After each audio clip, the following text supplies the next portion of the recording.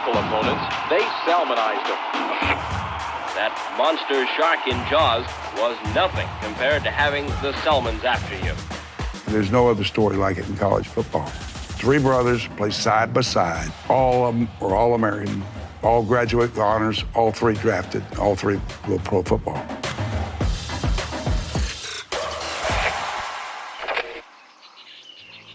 At the core, I'm a historian, and I love the history of college football, and I love the Selmon family. Writing about them is evergreen. Even the generations two below me know the name Selmon and know the legacy of the Selmons. They didn't start out wanting to play college football. I think they just want to start out and be better people, and that's what's really cool about their story. The community has always been so thrilled to have had those boys and to have had them walk the halls of this high school.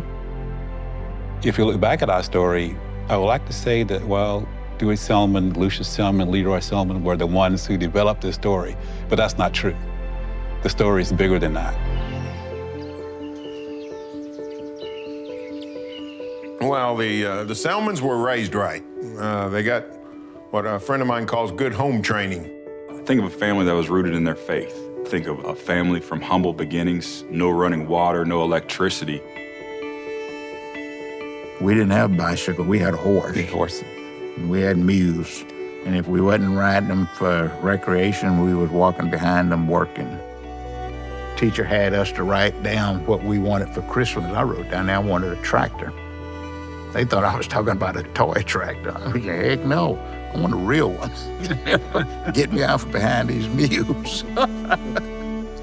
Our advice was, when they was at home and still is, to obey, be honest, and don't forget God. One of Mama's favorite slogans was, "Don't tell me what you're going to do. Tell me what you did." I knew my dad was tough, but on Sundays, I hear them call on the Lord, and I see a strong man that would get down on his knees and pray. But we knew coming from them, it had to have some merit. This God must be pretty awesome. Was going to Wichita, Kansas, and Mom woke us up. Anita, look over there. Look at that statue. And it was of a lady holding the hands of her child. I wonder why did she wake us up to show us that? Mom was showing us a statue of a person that cared about their children. And I think that's one thing about life. I think even on a small farm, there are moments that really give definition to who you are, where you're going, and what's important. And for us, that is one of those moments.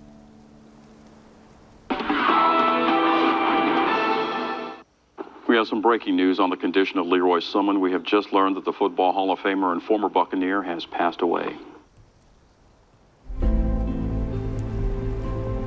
Leroy, my gosh, Leroy was so well blessed with talent. And above all that, he's blessed with a spirit that's unbelievable.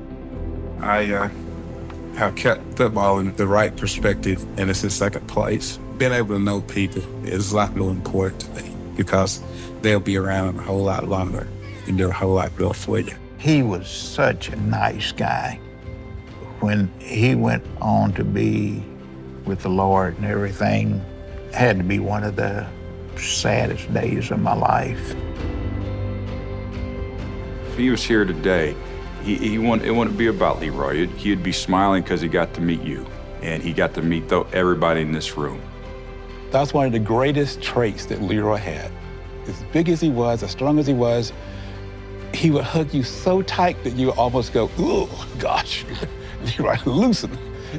But it's a sense of saying that I love you.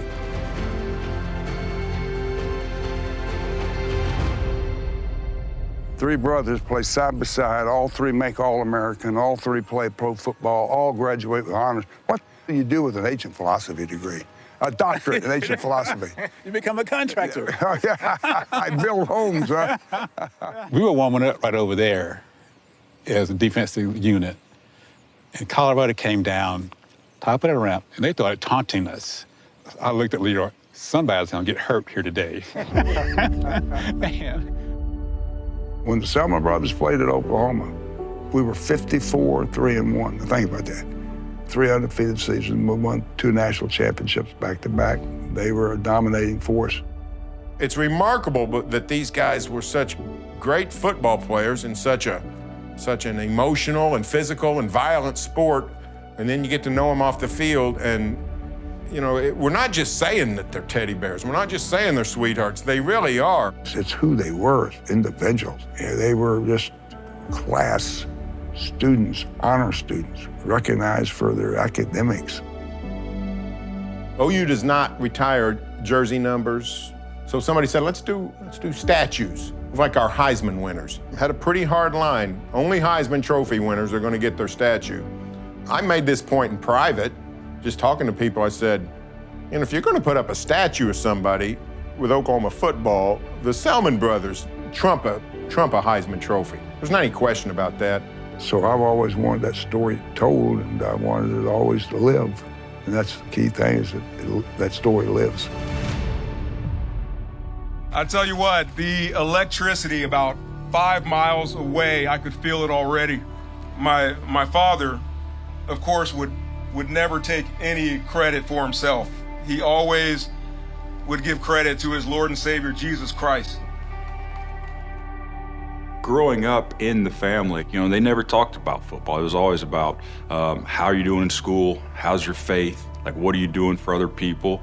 All the other stuff doesn't matter. If I went up and down the streets of Norman just knocking on strangers' doors and saying, hey, tell me about the Selmon brothers, virtually everyone would know who I'm talking about. Half the people would say, oh, great football players, but half the people would say, oh, great people. Oh, I love y'all. Love you too, Coach. Hey, you bet. 5, 4, 3, 2, 1. Never been a movie made about the Selmons, no documentary. Well, the primary reason is there's no scandal. You can't find those things with the Selmons. It means a lot to me that they are recognized and that their story will live on. The symbolism of that statue is, how are you going to be a great person? How are you going to try to use the gifts that God gave you to be the best version of yourself? When you look close at those statues, I hope you see past that. Meaning is given to these statues. It's a statue that represents all 9 children of Lucious and Jason Selmon. It represents my mom and dad who struggled there for all those years. And if you look deep inside that statue, I hope you see the blessings of God himself.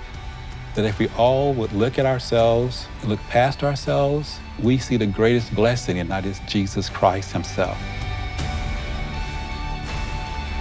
You can put up too many statues. If you're going to put up one, it needs to be the Selmon brothers that just depicts the best in all of us. Just fabulous examples of how Christians are supposed to live. It's not something you talk about, it's something you do.